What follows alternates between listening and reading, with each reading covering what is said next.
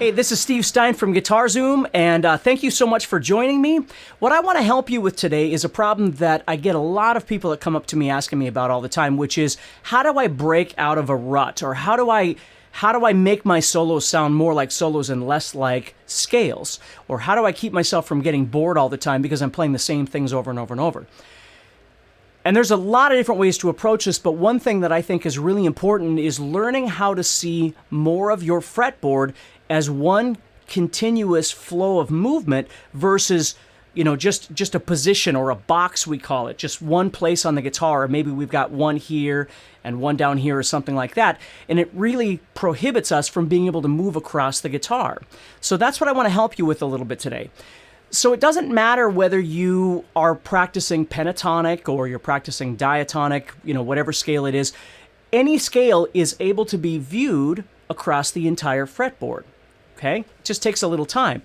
Now, this isn't the only thing. Obviously, learning to better your technique and better your understanding through theory and learning licks and patterns and all these things are really great things to learn how to do.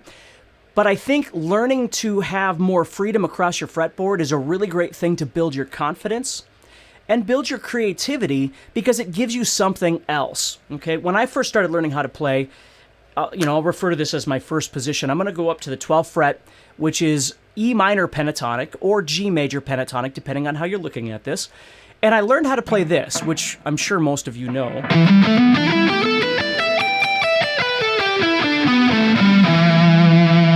And it took me a long time to learn to get out of that one position. I would just play everything there every time, or if I was in the key of A, I would move it down to the 5th fret or whatever.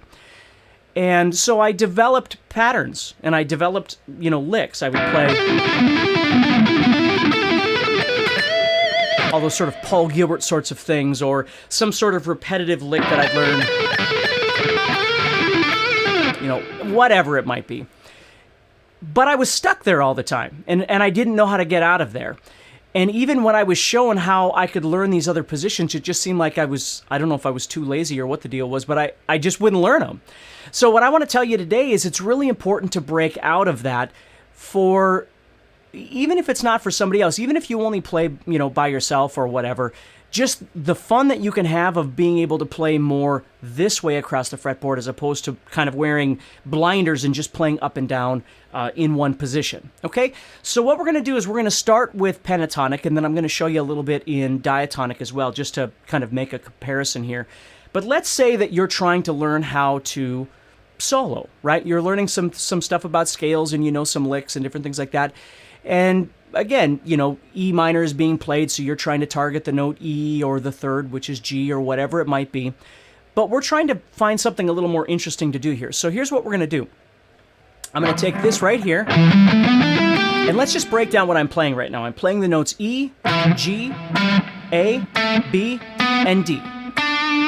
So penta meaning 5, I'm playing 5 different notes, and then I'm playing those 5 notes again in the next octave. And then I'm going to play again, but I only have 2 more notes left, and I run out of strings. So I'm playing the same notes over and over and over in different octaves. We learn this whole thing here as one position, which is great, but understand that what you're really doing is you're playing multiple octaves of the same notes. So what we want to do is we want to learn the easiest way to begin with. Again, learning your theory and understanding things is very important, but I always think it's more important to learn how to have fun and get creative first, and then learn the whys and the hows and different things like that. So let's take that position that we're playing right now, and I'm going to refer to this as the first position. Now, it's okay if you think of it as something else, but it's the first position that we're learning how to play here off of the note E. Now, again, we could be in E minor pentatonic, or we could also be in G major pentatonic because they both have the same notes. But what we want to do is find somewhere else on the guitar to move so we're not just stuck in this one position here. So if we think about the notes, and I don't want you to worry too much about the names, I just want you to see how this actually works. I'm playing E, again, E, G, A, B, and D. And then E, G, A, B, D, and then E, G, and then I run the strings again. Again, thank you for joining me. I appreciate that. Hopefully I'll be able to help you with this a little bit, so by the time we're done, you can grab your guitar and start trying something new, something a little bit fresh, okay? So here's what we're going to do. We're going to take those same notes, but we're going to move that direction and we're going to play the same notes. So I'm going to move down to the note D. Okay, I already played D up in here, right? I had E, G, A, B, D. So I'm just moving down to a lower octave D here at the 10th fret of the 6th string, okay? And I'm going to play this shape. Let me show you the shape first, and then let's talk about what the notes are real quick. So I'm going to play 10, 12, 10, 12, 9, 12, 9, 12, 10, 12, 10, 12. So I'm playing 10, 12 twice, 9, 12 twice, and then 10, 12 twice again. So it's a fairly symmetrical shape that's fairly easy to play.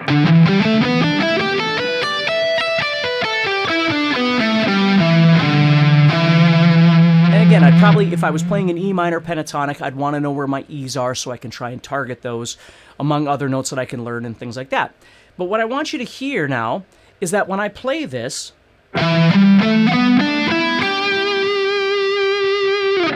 if I play those notes down here in this new position, which I'm going to call the 5th position, because in pentatonic, if I took all 5 of my pentatonic notes and stuck them all on the 6th string, I could actually create a new shape on each one of those notes. So again, don't worry about the title, the position titles, but just so you can kind of see what I'm doing here. So I'm playing, so I'm going to go down here, and I start on D, but if I start here, notice how I'm playing the same notes.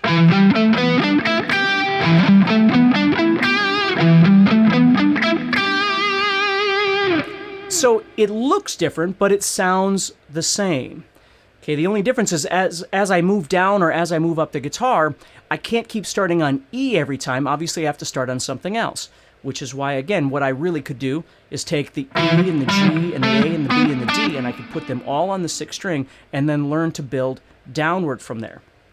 Now, the most important thing is once you've learned how to do that, let's say you know that first position of E minor pentatonic right here. And now you're learning this new position, which I'm calling the 5th position, but it doesn't matter.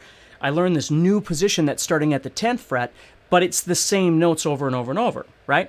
So I'm playing E's and G's and A's and B's and D's.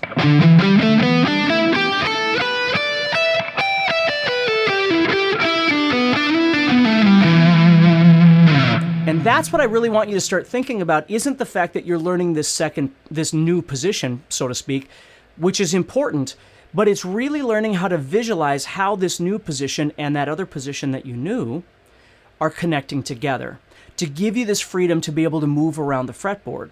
This is where sliding and all these different things become really important, because we can start getting more creative with our movements through these two positions, or we can even connect the two positions together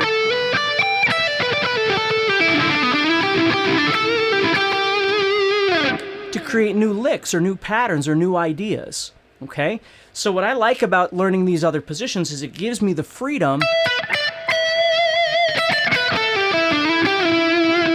to approach my fretboard in a different way, okay? I've got all these other places that I can go, and there's other ways that I can get there, right? I might move, I might slide, and just, again, the creative process, I'm not playing anything new, I'm playing the same notes, but because I'm able to visualize the fretboard this way, it's giving me some more ideas or approaches to things that maybe I haven't done before. So as we keep learning these positions, and I'm just going to go through these first two for you right now, but as you keep learning these,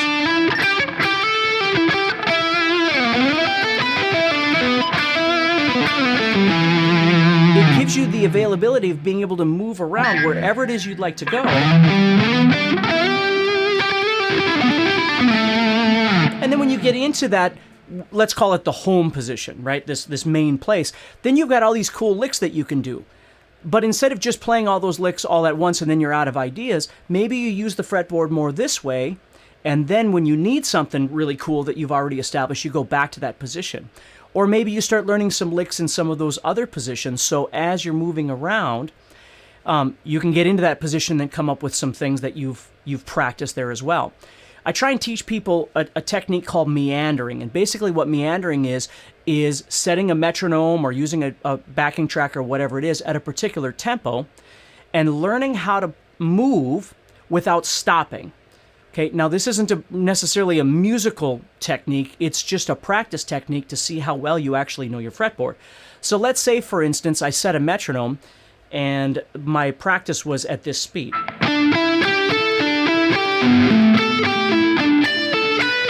So what meandering says is I'm going to move around at that tempo or at that speed, and I can't stop. What I'm going to do is I'm going to try and keep moving as long as I can before my hands freeze or my brain freezes up and I can't come up with anything.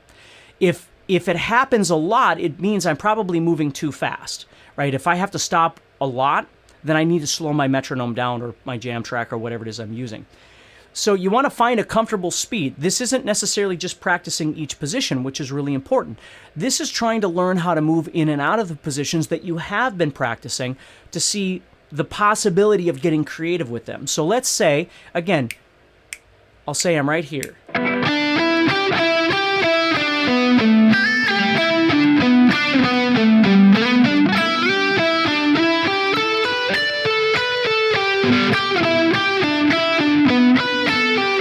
Now you can see, again, it doesn't really sound musical at this point, but what it is showing me is, am I able to move through the positions that I've learned comfortably at that tempo? So that way, if I come across an actual song that I'm playing, and the song starts and it's doing something like this, okay, I can get in there.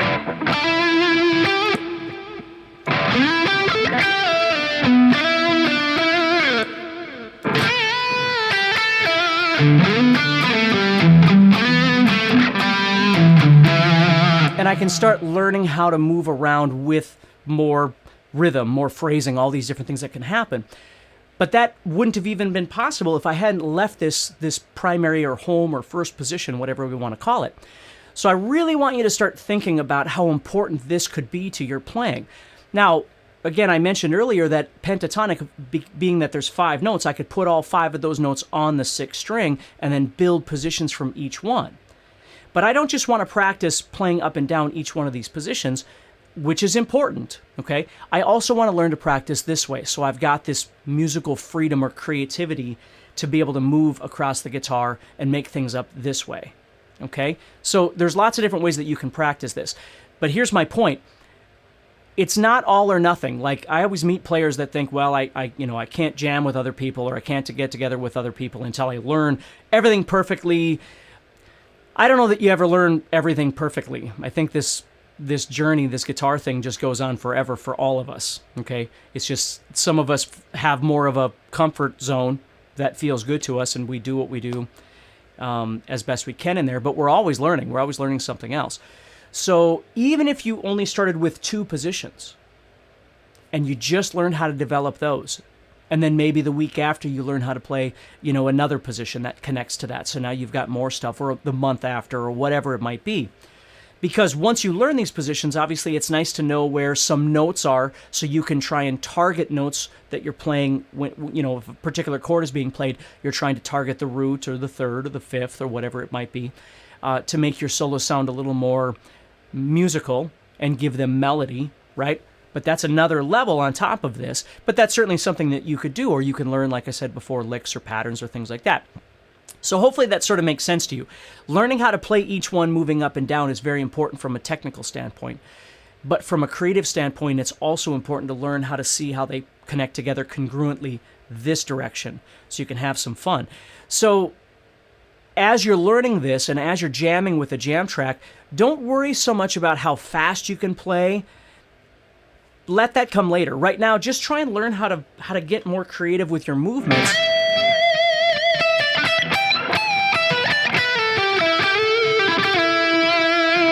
Kind of move around the fretboard and just enjoy some of those movements. And again, once you get comfortable with that, move to another position, learn another one, and keep going. So again, so I don't waste your time, let's go ahead and look at diatonic real quick. What we're going to do is just use G major, E minor, depending on how you want to look at it. And I'm going to move down here to the 3rd fret. So what I'm going to be doing is playing this position right here. It's called a spread fingering, and it looks like this. So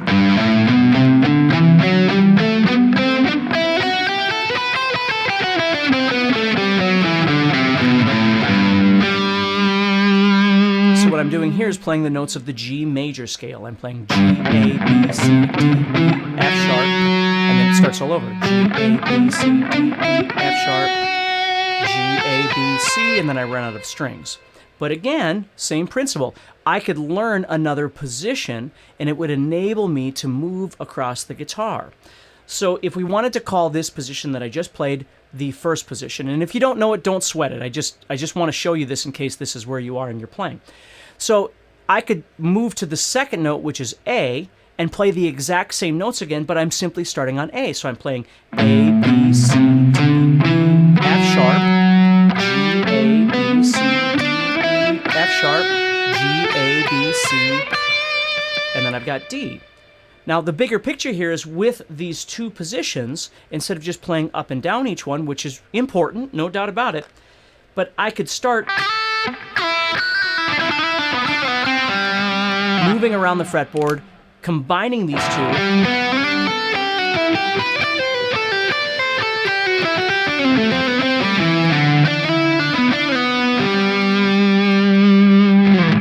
and as I get comfortable with that, I learn another position and that sort of thing. And what it really does is it just opens up my availability of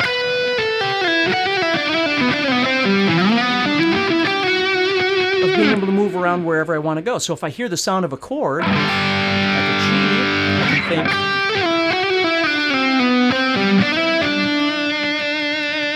and then if E minor comes up,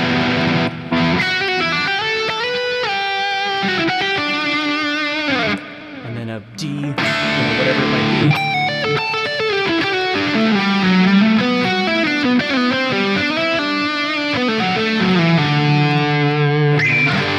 Or whatever it might be.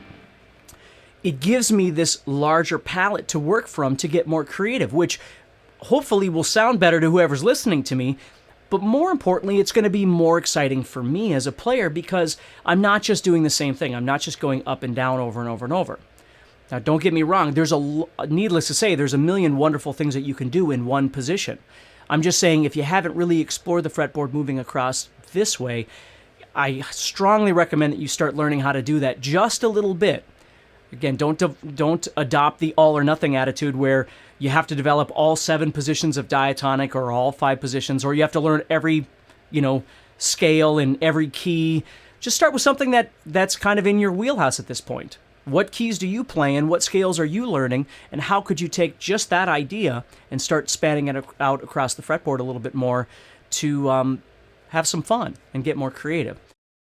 Hey, this is Steve Stine from Guitar Zoom. Thank you so much for watching this video. If you enjoyed it, please do me a favor, like it and share it, and also make sure that you subscribe to this channel so you're always notified when I release new videos.